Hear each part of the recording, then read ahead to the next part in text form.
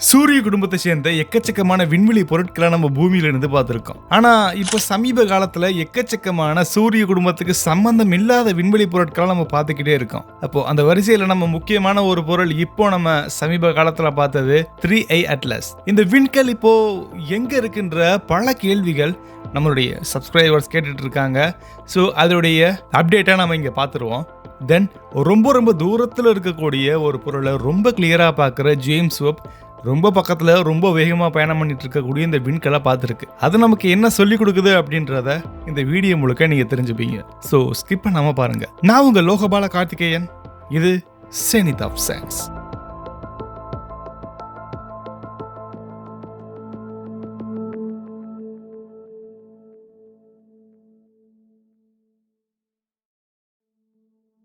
இரண்டாயிரத்தி 2025 ஆரம்பத்தில் ஹவாயில் இருக்கக்கூடிய அட்லஸ் அப்சர்வேட்டரி ரொம்ப தூரத்தில் ஒரு பொருளை பார்த்துச்சு. இது வரைக்கும் பார்த்த எந்த காமெட்க்கும் இது சரியா பொருந்தவே இல்லை.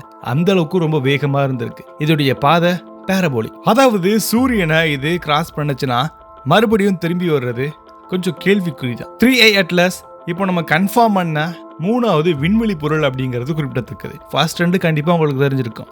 2017 ஓமுவாமுவா அப்படின்ற ஒரு பொருளை பார்த்தோம். 2019 போரிசாவ் அப்படின்ற ஒரு காமெட்டை பார்த்தோம்.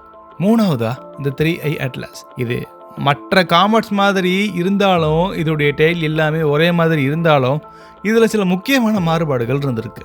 ஃபர்ஸ்ட் திங், இதோடைய கலர். இந்த விண்கல்ல C2ன்னு சொல்லக்கூடிய டயட்டோமிக் கார்பன் மாலிகூல்ஸ் ரொம்ப அதிகமா இருக்கு. ஸோ இது சூரிய ஒளியினால அயனைஸ் ஆகிறனால தான் இந்த மாதிரியான ஒரு டிஃப்ரெண்ட் கலரை நமக்கு கொடுக்குது. August 2025 James web space telescope இது அங்க என்ன இருக்கு அப்படிங்கிறத பார்க்கறதுக்கு விஞ்ஞானிகளுக்கு அதுக்கு ஒரு கமெண்ட் கொடுத்தாங்க. ஸோ அதுக்கேற்ற மாதிரி டெலஸ்கோப் திரும்பி பார்த்துச்சு. இன்ஃப்ராரெட் ஸ்பெக்ட்ரோஸ்கோப்பியை வச்சும் தென் நெட்ஸ்பேக் MIR இன்ஸ்ட்ருமெண்ட் பயன்படுத்தியும் அதிலிருந்து பல டேட்டாஸை அதனால் எடுக்க முடிஞ்சது. ஸோ அதன் மூலியமா CO2ன்னு சொல்லக்கூடிய கார்பன் டை ஆக்சைடு ரொம்ப அதிகமாக இருந்திருக்கு. ஆனால் H2ன்னு சொல்லக்கூடிய நீர் ரொம்ப கம்மியாக இருந்திருக்கு. இதை வச்சு நம்ம சூரிய குடும்பத்தில் உருவான இந்த பொருள் கண்டிப்பாக இல்லைங்கிறது நமக்கு கன்ஃபார்ம் ஆயிடுச்சு. அந்த டேட்டாவில் புரிஞ்சது இது நம்ம சூரியனுக்கு சம்பந்தம் இல்லாத வேற ஒரு நட்சத்திர குடும்பத்தில் உருவான ஒரு விண்வெளி பொருள். அங்கே வெப்பநிலை மாறுபாட்டினால தான் இந்த கெமிக்கல் காம்போசிஷன் உருவாயிருக்கலாம். அந்த நியூக்ளியஸ் சைஸ் சுமார் 5 to 5.5 கிலோமீட்டர், அதாவது ஒரு மிகப்பெரிய மழை அளவு இருக்கக்கூடிய ஒரு ஐஸ் பால். நம்மகிட்ட கிட்டத்தட்ட 1,30,000 மைல்ஸ் அப்படின்ற ஒரு வேகத்துக்கு வந்திருக்கு. அதுவும் 1 மணி நேரத்துக்கு. வெப்புடைய MIR டேட்டா சொல்றது இதுல கார்பன் மோனாக்சைடு அதிகமா இருக்கு. கார்பனைல் சல்ஃபைடு இது ஒரு வினோதமான ஒரு ஆர்கானிக் ரேடியேஷன் அப்படின்றது குறிப்பிடத்தக்கது. பில்லியன் ஆண்டுகளா இது ஒருவேளை மாற்றப்பட்டிருக்கலாம். இது இன்டர்ஸ்டெல்லர் ஸ்பேஸ்ல ரேடியேஷன் எக்ஸ்போசர் எப்படி இருக்குன்றது நமக்கு புரிய வைக்கிற ஒரு செயல்பாடு. 3i அட்லஸ் உடைய பாத்ல ஆய்வு பண்ண ரிசர்ச்சர்ஸ் இதுல இருந்து ஒவ்வொரு மாலிகூல்ஸும் வேற நட்சத்திரத்துடைய கெமிஸ்ட்ரியை நமக்கு ரிஃப்ளெக்ட் பண்ணுது. அதாவது யூனிவர்ஸ்ல எங்கோ இன்னொரு ஒரு சூரியனை அல்லது நட்சத்திரத்தை சுத்தி இதே மாதிரியான ஐசி பாடிஸ் உருவாக்கி இருக்கும். அந்த சிஸ்டம் இப்போ நம்மகிட்ட இருந்து பல ஒளியாண்டுகள் தூரத்தில் இருக்கலாம். ஆனா அதோடைய சின்ன பார்ட்டிகள் நம்மளை நோக்கி வந்திருக்கு. அந்த சின்ன பார்ட்டிகள் அதோடைய சொந்த இடத்தை பத்தின கதையை இப்போ எழுதிக்கிட்டே இருக்கு. வெப்புடைய ஸ்பெக்ட்ரம் டேட்டால ஸ்பெக்ட்ரல் லைன் ரொம்ப கொஞ்சம் டிஃப்ரெண்டான ஒரு பேட்டர்னை காட்டுது. ரேடியேஷன் அங்க கொஞ்சம் வினோதமா தெரிஞ்சிருக்கு. Billions of years of cosmic rays அங்க அதோடைய மேற்பரப்புல மறைக்கப்பட்டிருக்கு.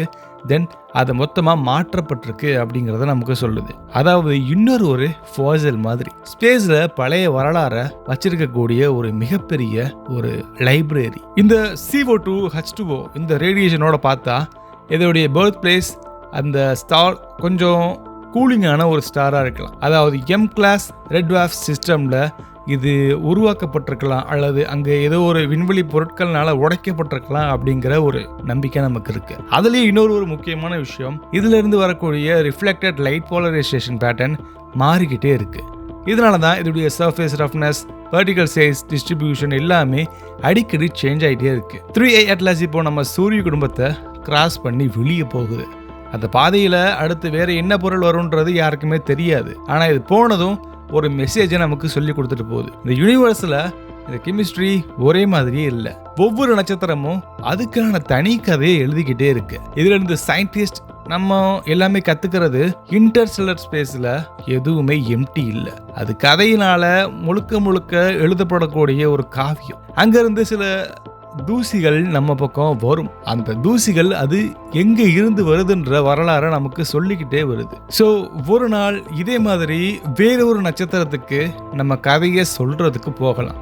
அது ஒரு ஸ்பேஸ் கிராஃப்டா இருக்கலாம், ஒரு ப்ரோபா இருக்கலாம், அல்லது ஒரு சிக்னலா இருக்கலாம். இது வேற ஒரு சிவிலைசேஷனுக்கு நமக்கு வணக்கம் சொல்லிட்டு போகக்கூடிய ஒரு மெசேஜா இருக்கலாம். நீங்க இதை கேட்கும் போது கொஞ்சம் டிஃப்ரெண்டா இருக்கு, ஆனா நமக்கு எங்கேயோ கேட்ட மாதிரி இருக்கு அப்படின்னு உங்களுக்கு தோணலாம். இது வரைக்கும் நம்ம எக்கச்சக்கமான வழிகள்ல வேற ஒரு கிரகத்துக்கு நம்ம மெசேஜை அனுப்பியிருக்கோம். அது என்னென்ன வழிகள், இது வரைக்கும் நம்ம எந்தெந்த கிரகத்துக்கு மெசேஜ் அனுப்பியிருக்கோம், எதன் மூலியமா அனுப்பியிருக்கோன்றத நீங்க முழுசா தெரிஞ்சுக்கணும்னா அதுக்கான லிங்க் இப்போ ஐகார்டில் ஷோ ஆகும்.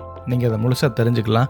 தென் ஒரு இடத்துல இருந்து மெசேஜ் வர்றதுக்கான வாய்ப்புகள் இருக்கு, அது என்னன்றதையும் நீங்க தெரிஞ்சுக்கலாம். அண்ட் 3i அட்லஸ் நம்ம யூனிவர்ஸில் ஒரு சின்ன பக்கம்னாலுமே அது நம்மளுடைய எதிர்காலத்தில் கியூரியாசிட்டிக்கு ஒரு சின்ன ஸ்பார்க் மாதிரி. இது ஒரு காமெட் இல்லை, இது ஒரு ஃப்ரெண்டுன்னு நினச்சிக்கோங்க. இது வேற ஒரு இடத்துல இருந்து வந்த ஒரு விசிட்டர்.